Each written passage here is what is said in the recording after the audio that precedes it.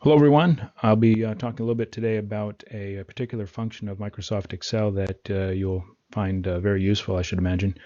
It allows you to calculate the number of weekdays or work days in between two dates, accounting for holidays and for the number of hours in those days.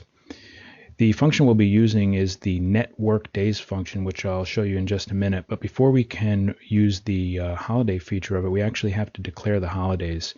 Microsoft doesn't preload those holidays in there, and you have to tell it what holidays you'll be using, as it varies from country to country and from business to business. If you're working with the federal holiday schedule, there's a reference you can use for determining what are federal holidays, and it declares what day those will occur on for any given year. We're looking at the 2014 listing, and you'll notice that July 4th, for example, is in fact on the 4th, but other years that federal holiday is celebrated on the 3rd or another day based on it falling on a holiday.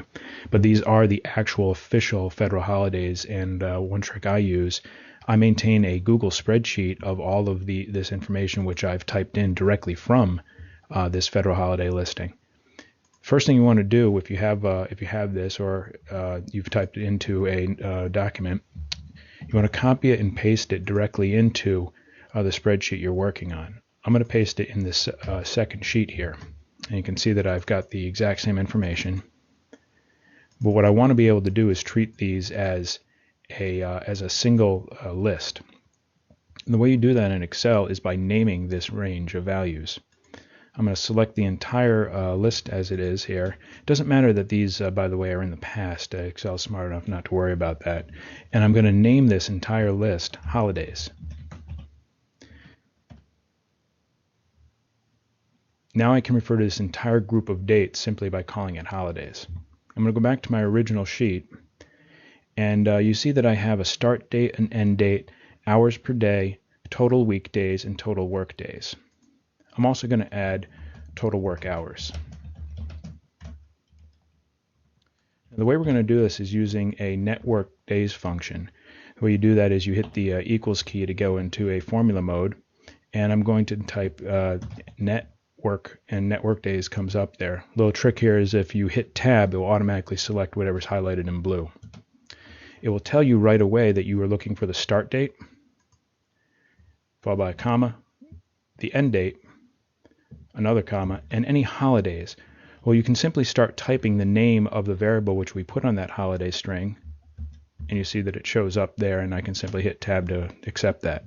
I'm going to close off that formula with a parentheses there, hit enter, and you'll see it comes up with the total number of weekdays between those two dates. Now actually, I was looking for the number of weekdays, not the number of holidays. So I'm going to remove holidays and simply replace it with 0, telling me that there's no holidays in there. And you'll notice the number goes up to 125.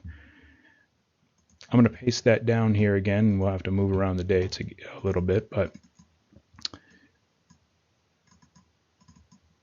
one trick is when you're moving a formula around, you can simply drag these little colored boxes. I'm going to reinsert the holidays in here. And I can see we actually have 122. I'm going to multiply that times the number of hours I've selected in a day. Rather than typing in 8 here, I'm actually going to reference this field right here so I can actually see what the math that's going on is happening. This right here tells me how many work hours, including holidays, or accounting for holidays, that are between these two dates.